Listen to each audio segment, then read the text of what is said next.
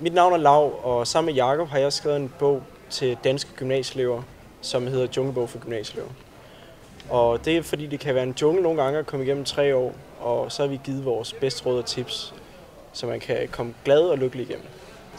Jeg hedder Jakob, og jeg har sammen med Lav skrevet Junglebog for gymnasieelever, som er en guide, som forhåbentlig kan hjælpe nogle gymnasieelever igennem den hektiske og intense gymnasietid, så de får en både sjovere tid og en bedre studentereksamen.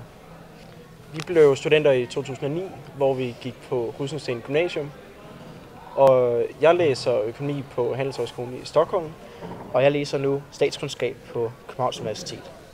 Vi har skrevet en guide, hvor vi ligesom tager alt det vigtigste og alt det, der optager danske gymnasieelever op og fortæller om, hvad kan man egentlig gøre for at få en sjov gymnasietid. Og guiden er baseret på vores egne erfaringer og vores venners erfaringer, og vi forsøger at gøre gymnasietiden nemmere og sjovere for nuværende og kommende elever. Der er jo masser af ting i gymnasiet. Hvordan får man tid til det hele? Jeg tror, det gælder om at være aktiv. Sige, at nu når man starter, så gælder det om at prioritere gymnasiet. Det er her, man lægger sin tid og energi.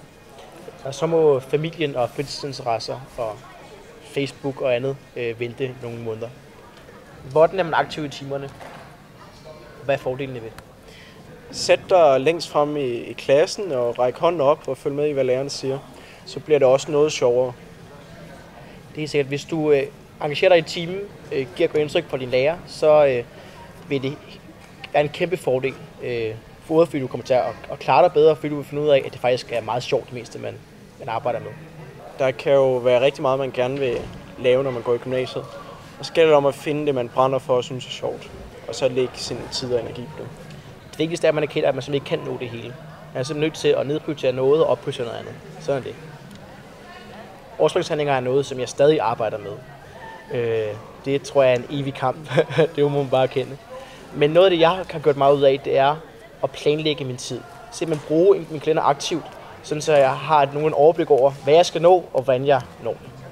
Og så simpelthen indse, at får man lavet sådan ting, så har man også meget mere fritid i virkeligheden. Fordi så slipper man for at have dårlig samvittighed og hele tiden have den her aflevering liggende i baghovedet. Noget af det, vi skriver om i bogen, det er at sætte sig nogle konkrete mål.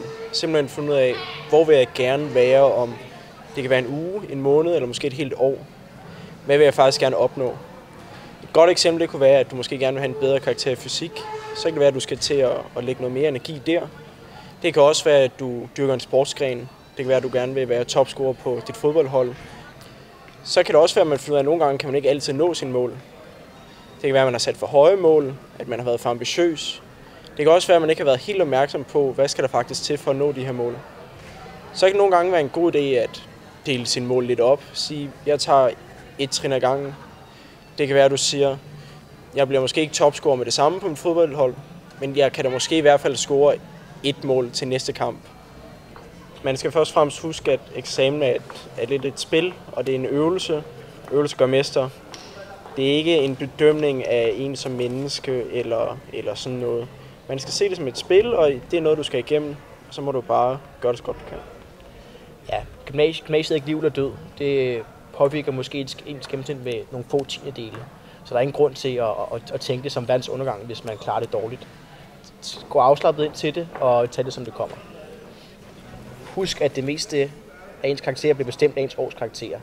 Så det er begrænset, hvad eksamenerne kan koste. Det er sgu en jungle. Det er rettelse i forhold til dit navn. Så vi kan lige lægge op på Facebook. Og så det er altid godt. Vi skal også have adgang til vores Facebook, som administrator. Ja.